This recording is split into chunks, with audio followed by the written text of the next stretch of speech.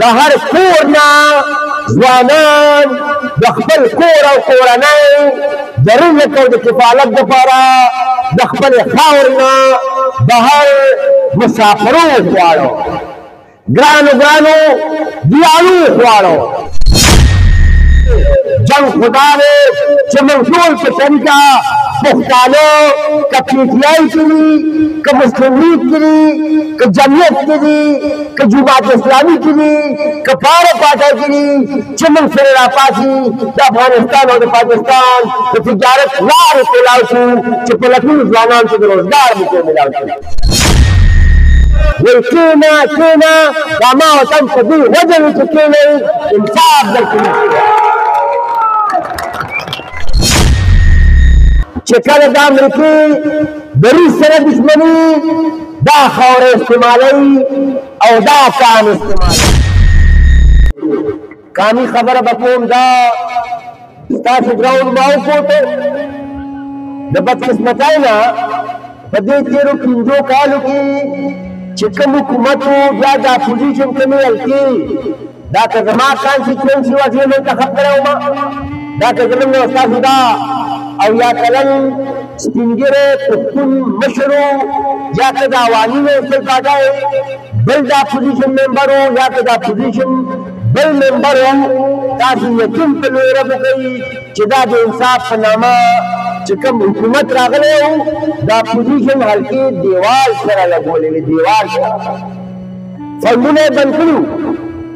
ما بیا په اسمبلی کې دا خبره وکړه چې دا پښتونخوا دا زموږ او ستاسو د ټولو ده. دا معنی نه لري چې څوک په حکومت کې دي او څوک په اپوزیشن کې دي. اوس که د یو حلقې نه ممبر کامیاب شوی دی یا ممبران کامیاب شوي دي او د هغوی تعلق د اپوزیشن سره دی، نو دا د خدای تعالی په کوم کتاب کې دي چې د هغې علاقې د زرګونو یقیني ځوانانو له مشرانو له خویندو میندو له او بچو بچیانو له د سزا میلاو شي. دا ډېر لوی غلط روایت دلته دغه خلکو جوړ کړو. زه په دې موقع باندې زه دلته ضرور ویل غواړم او دا کار هغوی د دې دپاره کوو چې که دوی او یا کلن سپین ږیري ته د دا لاچې ته خوند نه ورکوو، نو د هغوی کوشش دا چې دا خلک به ترېنه بدللی شي. دا د سوشل میډیا دور دی، دا د میډیا دور دی، ټولې دنیا ته پته ده چې دا سکیمونه دا فنډونه دا د حکومت په لاس کې، دا د وزیر اعلی په لاس کې چې هغه یې چاله ورکوي هغه یې ورکولی شي. موږ د عدالت ته ولاړو، موږ د احتجاجونه وکړو، په اسمبلی کې موږ راپاڅېدو او را تاسو ځوانان چې چېرته زه هغوی وامه وایي کېنه دا ما وطن په دې وجه وي چې کېنئ انصاف درکوي. دا ورته وایي چې د انصاف خبره نه شي کولی، نه د انصاف کار کولی شي، نه حقه کولی شي. دا ډېر غلط روایت دی. ای د دې ځای پښتنو اواز تاسو اواز دی، زموږ اواز د عوامي نېشنل پارټۍ اواز د کام اواز دی. د عوامي نېشنل پارټۍ سیاست د لارو کوڅو د دې خاورې سیاست دی، د ځوانانو سیاست دی. تاسو ټول ګواه یئ 15 کاله عوامي نېشنل پارټۍ دلته اقتدار کړی دی، 15 کاله نامساعده حالاتو. د هغې نه 1 کال مخکې هم په دې ځای کې چې په هغه ډمډوله کې کله ډول حمله وشوه، مشر اسفندیار ولي خان ټولو پښتنو ته اعلان کړی و. تاسو ټول د باجوړ خلک او د دې ډېر خلک ګواه یئ. تاسو اکثر ماشومان به ځوانان به او اختبر واړه وئ هم په دې ګراونډ کې څومره شرم شوی نو دا سره جنډه وه، دا د باچا خالص بیان و، که دلته د بدمنۍ خبره راغلې ده، که دلته په سپاهي حقوقو د اټکلۍ خبره راغلې ده، که دلته د آیین نه د انحراف خبره راغلې ده، که دلته د بقا جنګ راغلی دی دا څرګنده ولاړئ دا د پښتنو د سر شوری دی موږ خپل سرونه قربانیو ته مخکې کړي دي موږ خپل ځان قربانیو ته مخکې کړی دی خو موږ په خپل کام نه دی مخکې کړی موږ خپل کام د بچولو کوشش هم کړی دی او کوشش به هم کوو انشاءالله ګرانو ځوانانو نن تاسو وګورئ ماحول ته تاسو هغه خلک یئ چې تاسو به سبا د ژوند دا امور دا به ستاسو لاس کي تاسو به واکداران یئ دا تاسو وګورئ زما نه حسین شاه خان مخکې خبرې وکړې دا بدقسمتي ده زمونږه چې دا خاوره د پښتنو دا خاوره سره پیدا کوي سره دا زمون ټول غرونه دا معدنیات دي دا کوله ده دا ځنګلات دي دا قدرتي چینې دي او زمون دا میدانونه دا تاسو وګورئ چې د دنیا په مخ کم فصلونه دي کم باغونه دي کمې میوې دي هغه دا خاوره پیدا کوي خو نن تاسو وګورئ غربت ته کم ځای ته رسېدلی دی بېروزګارۍ ته وګورئ ګرانۍ ته وګورئ اسمان سره خبرې کوي تاسو ځوانان یئ د تعلیم سره سره د دې سپورټ سره سره د ژوند په معاملاتو به ځان پویه کوو په حکومتي معاملاتو به ځان پویه کوو دا مصنوعي اقتصادي بحران دا د کوم مقصد لپاره دی دا د بین الاقوامي مفاداتو لپاره دی دا خاوره د بدقسمتۍ نه چې کله د امریکې د روس سره دشمني دا خاوره استعمالوي او دا کان استعمالوي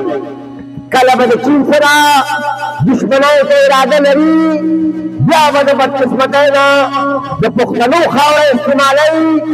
او دا پښتانه به استعمالوي تاسو وګورئ چې دا غربت نن کوم ځای ته رسېدلی دی نن پښتنو کې ځوان نه دی پاتې ځواک د ژوند کولو ځوان پکې نه دی پاتې بزنس ستاسو ده زمونږ ده د پښتونخوا ده خو زمونږ نه چې زور اخیستې ده ګیس دا زمونږ د پیداوار دی نن لوړ کې وګوره دنیر کې وګوره د پښتونخوا هره ضلع کې وګوره دا هغه قدرتي یو طرف ته د آمدن ذریعه ده او بل طرف ته موږ انسانانو د روزمره استعمال ذریعه ده او طریقه ده دا اوبو ته وګوره دا ځنګلاتو ته وګوره دا اقتصادي قوت ته وګوره دا جغرافیې ته وګوره چې دا بین الاقوامي تجارت بند کړی دی د هغې په وجه باندې په لکونو پښتانه بېروزګاره دي په لکونو پې خبر دي کاروبار ختم شو تجارت ختم شو روزګار ختم شو دا ځار زه خبره کومه چې لویه بدقسمتي ده چې د پښتنو د خاورې د هر کور نه ځوانان د خپل کور او کورنۍ د رزق او د کفالت دپاره د خپلې خاورې نه بهر مسافرو غواړو ګرانو دیالو غواړو ګرانو مزدورو غواړو د پښتنو سیاست زمونږ د ستاسو د مسلو د حل لپاره موږ کوو موږ په دې خبره پوهېږو پنجاب سره یو قانون دی پښتنو سره بل قانون دی د پنجاب دپاره یوه لاره د پښتنو دپاره بله لاره بیا به راپاسي من ته به موږ باندې به الزام لګوي چې دی تعصب خوړی موږ نه د تعصب خلک یو نه د تشدد خلک یو نه د نفرت خلک یو موږ د کام د حق خبره کوو د بقا خبره کوو د ژوند خبره کوو د ژوند د ضرورت خبره کوو او د پردو بچو د نوره خبره نه کوو د خپل کام او د خپل کام د بچو د حق او د بقا او د نوره خبره کوو د رزق خبره کوو په جار به کوو ټولو ځوانانو ته وایو چې اوس به تاسو راپاڅئ هغه خلک به کیني چې کوم کام یا کار نه کوي تاسو د کام مټي یې تاسو به ټول راپاڅئ ما سره به واده انشاءالله کې کوي که نه او دا ځکه دا واورئ ځوانانو راځئ چې موږ ګورو زه خبره چا پسې کول نه غواړم خو دا منصوبه زما کام ته به وایي چې د مذهب خبره کوه یا لکه موږ مسلمانان یو روژه را روانه ده پښتونخوا کې پښتانه داسې مسلمانان دي چې څوک پلاو روژه نشي خوړی دلته څوک روژه نشي خوړی لارښود به روژه شروع شي دا ټک نه پر لاړ شي کلاو په ټوله روژه کې به دا وشلي کلاوي داسې دا وکړه داسې نه ده موږ هغه مسلمانان یو چې راشي زموږ طرف وګرځئ کورونه کچا جوماتونه پاخه جنګ د مذهب نه دی جنګ د پاکستان د منلو او د نه منلو نه دی جنګ د خپل کام د حق دی همدغه وجه ده چې موږ د صوبایي خودمختارۍ خبره کوو تاسو وګورئ چې پښتون علي وزیري نو هغه سره کم څه وکړي او چلته عمران خان صاحب نو هغه سره کم څه وکړي دا نوی روایات جوړ شو چې په چا FIR کېږي هغه د خپل خلکو ته اعلان کوي چې ډنډې راخلئ او ما نه چاپېره ودرېږئ او پولیس په کاڼو په ډنډې وهئ دې روایت ته وګورئ دا پښتون کام پرست نشي کولی دا اجازات پښتنو ته نشته دا اجازت سنجانو ته نشته دا اجازت بلوچانو ته نشته دا اجازات صرف هغه پنجاب ته دی ځکه بیا موږ وایو چې پاکستان پنجاب دی او پنجاب پاکستان دی او که څوک ورسره اختلاف لري لا یجوز سوچ فکرو په کلاو توګه او بیا ډېره عجیبه خبره ده پښتنو دا انځورونه راغستي پښتنو زه تپوس کوم چې دلته پرون ستاسو حکومت و په دې غرونو کې هو موږ لاچای کرلي خو د خپل دیس تپوس یې نه کوو د خپلې دنیا تپوس یې نه کوو د خپلې صوبې د حق تپوس یې نه کوو نن د یو فرد د انا دپاره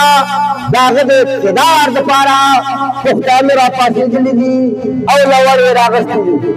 ای ګرانو مشرانو او ګرانو ملګرو منډه هرګز دا خبره نه کوو هرګز چې څوک چا سره وي هغه سره دي خو هغه خبره چې د پښتو متل دی چې په پردي خیرات کې سپي په ډانګونو وهل نه دي پکار دا پردی جنګ دی دا د پښتنو د حق جنګ نه دی دا د پښتنو د بقا جنګ نه دی دا د پښتنو د روزګار جنګ نه دی دا د پښتنو د کاروبار جنګ نه دی جنګ خدا دی چې موږ ټول په شریکه پښتانه که PTI کې دي که مسلم لیگ کې دي که جمعیت کې دي که جماعت اسلامي کې دي که پاره پاټۍ کې دي چې موږ سره راپاڅي د افغانستان او د پاکستان د تجارت لارې کولاو شو چې په لکونو ځوانان ته د روزګار موقع ملاو شي په لکونو پښتنو ته او بیا تاسو د دغې لارو د ضرورت او د اهمیت نه ډېر ځکه خبر یې چې تاسو سره دا لنډ جنګ من خو ټولو پښتنو ته سوال کوو دا ورته نه وایو چې یوازې نیشنل پارټي د پښتنو د حق خبره کوي او نورې پارټۍ نه کوي بیا خفه کېږي پښتانه خفه کوو نه پښتانه به یو کوو پښتانه به بیداره وو پښتانه به دې ته تیاره که جنډه د هر چا هله ده کومه ده خو دا په موږ د دې خاورې د دې کام او د دې کام د بچو کرزم دی فرزم دی چې دا تجارت ټول هم کلاو کړو دا خپله دین په شریکه راړو دا دیس هم په شریکه راړو او 50,000 میګاواټه دي نوره پښتونخوا کې پیدا کېدی شي چې ټول ورته ونښلو دا که سراج صاحب دی دا که مولانا صاحب دی دا که امیر مقام صاحب دی دا که پرویز خټک صاحب دی او که دا زموږ نور مشران دي چې په نورو پارټیو کې دي ټول به یې رابېداره وو ټول به ورله په جرګه وو ټول به دې ته کارې کوو چې راځي به او په خپلو پاټو کې به د دې پښتنو د بچو داسې او د بقا جنګ داسې په جار کوو لکه څنګه چې د عوامي یوسف پاټا کارکنان او د باچا خان سبایان چې انشاءالله